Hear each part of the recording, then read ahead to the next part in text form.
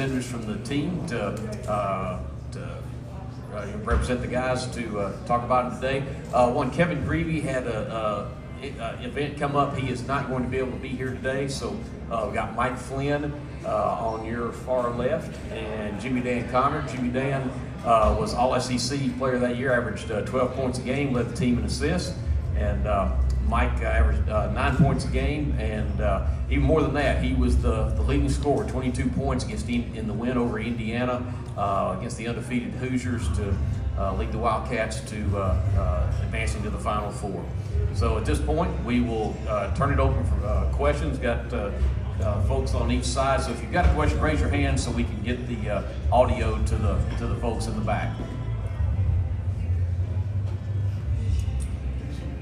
Trace with Cats Coverage. So when you think about your time at Kentucky, what's the number one go-to memory or thought that you start to tell people that you usually lead off with, like a memory from your day of playing? Well, I think the Indiana game. I grew up in Kentucky. I'm from Kentucky. Mike, unfortunately, is from Indiana, but we accept him after having to put up with him all those years. But that game and I mean, just playing at Kentucky, it's kind of hard if you grew up. You got a two-name first name. Pretty good at basketball. That's what you need to do. Yeah, my time in Kentucky, I had a lot of great memories, but of course, it was the IU game up in Dayton. I don't know if you remember, but they kicked our butt pretty good up in Bloomington back in November. And at the end of the game, all the subs were in there, and Bobby Knight's still up screaming at the referee about a missed call with a minute to go. And Joe B said, "Hey, Bobby, you're up 20, the game's over. What are you doing?" And that's when Bobby came over to Joe and smacked him upside the hand. And I'm sitting there with Greavy going, "Did you see what he just did?" Hey, so we want to hear the unadulterated what really happened that day. So we remembered that, and we wanted to teach Bobby Knight a lesson. I mean, I liked all the IU players. I'm going to interrupt you, but I was sitting. So Joe and Bobby were buddies, fishing buddies, hunting buddies, and at that particular time. And so Joe politely said, "Come on, Bobby, you're up 25, and give us a break." Bobby's response started with an F and ended with a U, and Joe took a little offense to that. So I actually could hear the conversation, and so Joe pointed, he made a mistake, he turned his head and he pointed over to the exit sign. He said, "I would like to take you over that exit sign and kick your," and with that, Bobby, I don't know how you heard the slap, but when you come from here in this way, you get a lot of leverage and you get a lot of power. Joe's glasses went flying off. Len Nance, ex-FBI guy, jumps up and he's in a karate pose. And Leonard Hamilton is draped over Len Nance trying to keep him from hitting Bobby Knight. And the game never stopped. So the game was going on. And so that is a witness. I heard every word. That's exactly what happened. So you were asking for a memory. That was good, or an interesting memory. And one thing Coach Hall did right before the game, and he never did this before, he took me and Jimmy Dan aside. He said, "Hey, look for your shots early." He was giving us the green light to shoot. We was going, "Okay, we will." Because IU was so good in their half-court defense when they got set up. So he wanted us to get out quick, transition, look for our shots. And fortunately, it paid off. Joe knew what he was doing. Yeah, in 4 years, he had never told us to do that before. Hey guys, actually I was going to ask about that green light, but I'll move on. As competitors, when you look back on 75, do you remember IU or do you remember UCLA because of the loss? And dang you, John, why didn't you retire a year later? I try to remember IU. that was my greatest time in basketball, greatest game, just beating IU. But I'm convinced UCLA beat us because Johnny Wooden announces his retirement the day before the game. He's not going to lose his last game. He's already won 9. And they went out and played a great game, and we played a good game, but they were just a little better that day. But if he wouldn't announce his retirement, I think we'd have beat him. But I don't know if y'all remember this. Louisville had UCLA beat in the semifinal game, and Louisville choked. They spit it up, and we should have been playing Louisville for the national championship. But that's how it worked out. I had the great honor to be around Coach Wood and get to know him numerous times. And what a great gentleman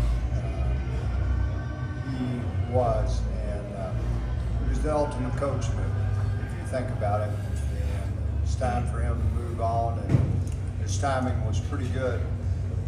And I tell people, and I believe this, if we had played UCLA 10 times on a neutral court, I think we would have beaten them at least 7, maybe 8 times.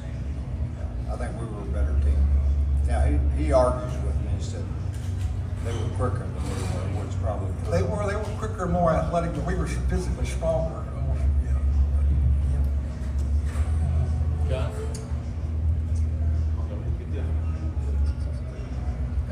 As Mike said, you got your butts kicked by Indiana that first time. If I remember correctly, you played North Carolina in the next game. I think you guys were behind at the half or behind early in the game, and then Joe, did he bench you guys, and then you guys asked to come back in? Can you just talk about that memory, and did that turn the season around? I saw a little note on it. I didn't realize we were down by 15, but yes, indeed, we were on the bench. And Coach Hall was the type that you diplomatically ask questions, and so it was a little bit different.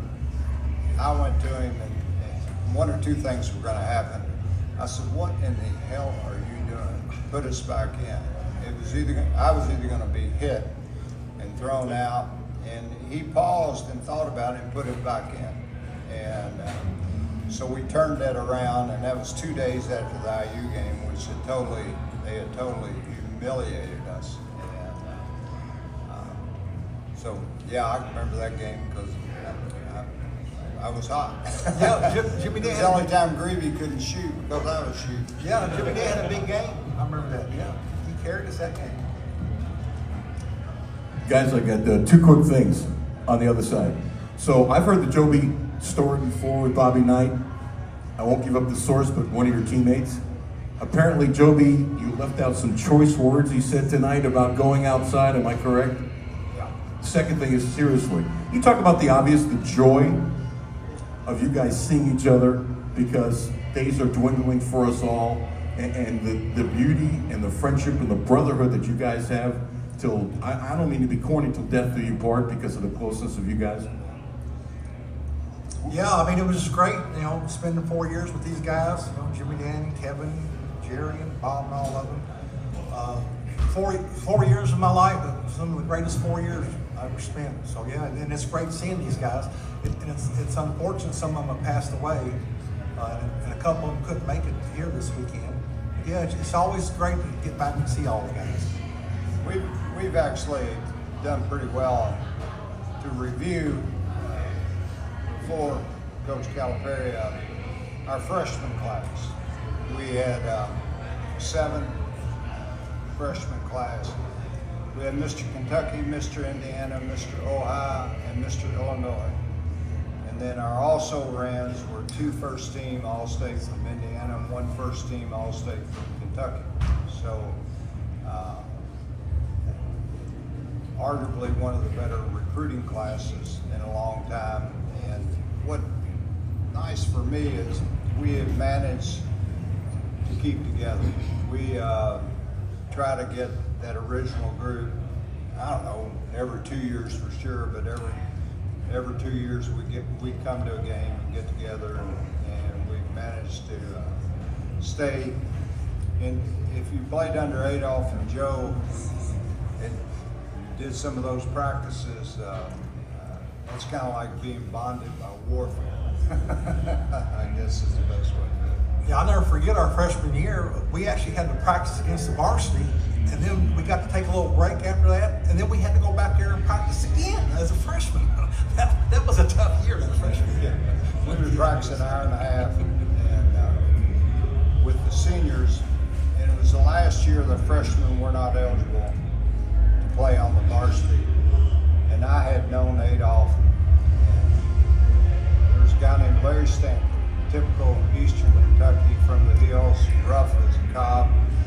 And Adolph would often say to Larry, it's a good thing that Connor can't play because you'd be on the bench, which is not, if you happen to be me, that means you better be covering up because Larry was coming at you. And, but that was Adolph and how he sanitized you. So you either became tougher or you did something else.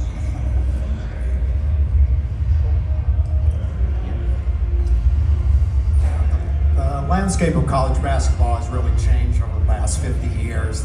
I mean, you guys came in, you spent 4 years together, started as a super kittens. Now you see players who come in a year at a program, 2 at the most, and then they're gone. It's probably impossible for them to even get together for a reunion. In hindsight, how important is it to have that bonding experience over 4 years? And what are your thoughts on NIL, transfer portal in general?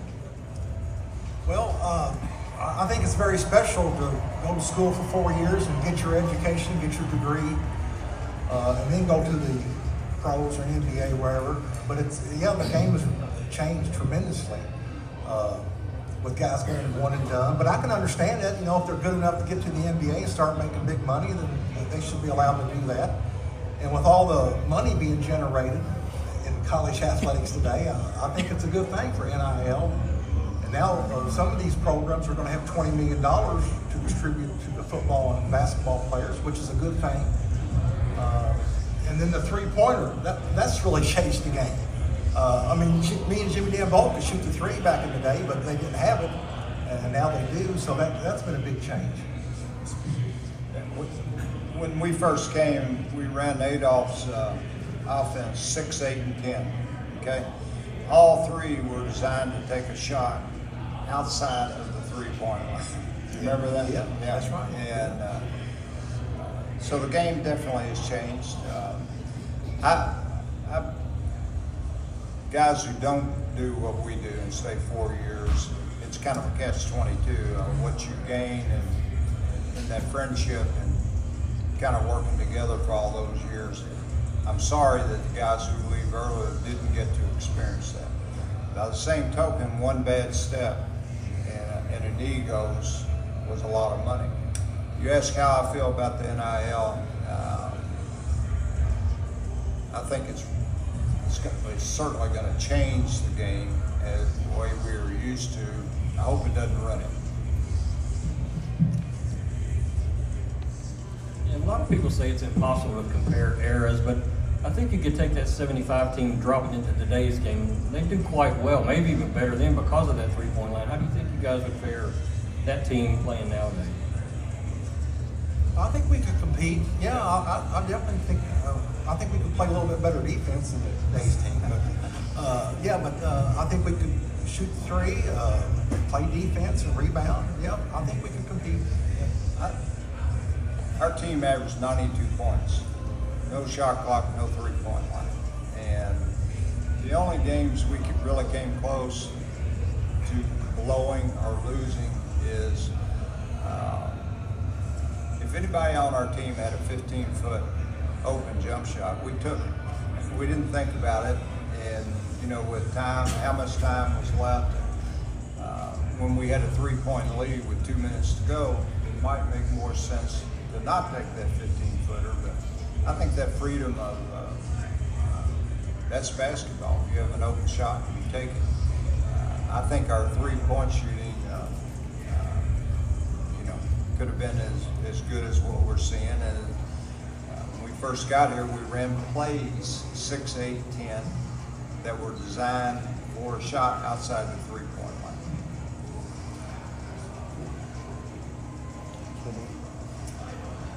Ethan Grant, Scott's coverage. What was your reaction to Pope being named the head coach? A former player like yourself, you just talk about Pope being the head coach and kind of how that you can relate to him. Look, I think Calipari was a great gentleman, tremendous recruiter, not ideal, the greatest coach, but all in all, a really good guy. I think Pope is the right time, and he's brought enthusiasm back into the program, and ultimately, it's good for the program that he is here. And so far, what I've seen, I absolutely like what I've seen. Yeah, I think it was time for a change, and I'm glad they got Mark Pope. I think he's a great fit. He's got understands the modern game offensively. He does. Quick story: our former coach Lynn used to coach at the University of Washington, and Mark Pope was out there playing for him before he transferred to Kentucky. Anyway, my son BJ, who ended up at U of L, Lynn Nance, he recruited BJ and went out there on a trip, and Mark Pope was his host when he was there. And then when Louisville and Kentucky played the first time, BJ and Mark, they went up to each other and say, "Hey, can you believe that we're playing against each other now?" They start laughing. It's funny. It's a good story. I refer to Coach Pope and people down the street, what do you think? And I said, well, maybe it wasn't our first choice, maybe it wasn't our second choice, but I think it was our best choice. So information on Adolph Rupp is just less and less nowadays, harder to kind of find for the younger crowd. If you could kind of tell people what playing for Adolph Rupp was like he as a person, that personality, as a coach, just that, or maybe even a story of that time frame that's maybe not out. If you can just share some of that with us. I met Adolph when I was 16. I worked in the Rupp Issel Pratt basketball camp. Probably an NCAA violation at the time. I got to spend a lot of time with Mike Pratt, Dan Issel, around him, and I think a lot of what has been portrayed for Coach Rupp is not correct. For years, he was deemed to be prejudiced. And if you knew Adolph, you knew how bad he wanted to win, you could be green if you were the best basketball player. I think you would have recruited. At the time in the SEC in the 60s and 70s, it's a little difficult for people of color to stay at the same hotel, and the reality of the Deep South made the situation a little bit more difficult, I think. But I'm going to defend him. I would never call Coach Rupp a racist. And I knew him 5, 6 years. I have one funny story to tell you about Adolph. He hadn't been to a high school basketball game in years, and I played at Anderson County, and the gym seated 2,500. We managed to get almost 3,000 in there. The only person who couldn't come was the fire marshal. And so I used to say, well, what happens if Adolph shows up at a high school basketball game, which he did, and there wasn't even a place for him to stand, but it is Kentucky, and he showed up for a game, so the principal, they stopped the game, roped off a little section for him, and then the game started. Everybody on my team, everybody on the other team knew why he was there. And for the next 4 or 5 minutes, there wasn't a basket scored, nor did I touch the ball. So Adolph kind of be a little bit disruptive in a basketball game, but he was a very interesting man, and I think oftentimes in history contributed in a way that I don't think is fair to him, in my personal opinion. Yeah, I think he's one of the greatest coaches of all time. I mean, his record speaks for itself. And one of my greatest honors is, just like Jimmy Dan said, he came to one of my high school games in Jeffersonville. The place was sold out. Just an honor for him to be there. He was wearing his brown suit. But, our freshman year, we really didn't get to play for Adolph because we couldn't play on the varsity, but we practiced against him every day. And I do remember this one day in practice, he was sitting over in his chair. He was nodding out. He was taking a little nap. Leonard Hamilton says he's going to retire at the end of this season. Can you guys just talk about your relationship with Leonard when he was here? Yeah, I mean, Leonard, he was only like 3 or 4 years older than us when Joe B. hired him, and he was a great defensive coach, and he took care of our defense and made sure we played the defense the right way. And he was just a tremendous guy. Great guy. Great guy, and we all enjoyed playing for him. And had a successful career, and now he's going to retire, what, age 76 or something. All right, gang. I think we're good. Appreciate everybody coming out.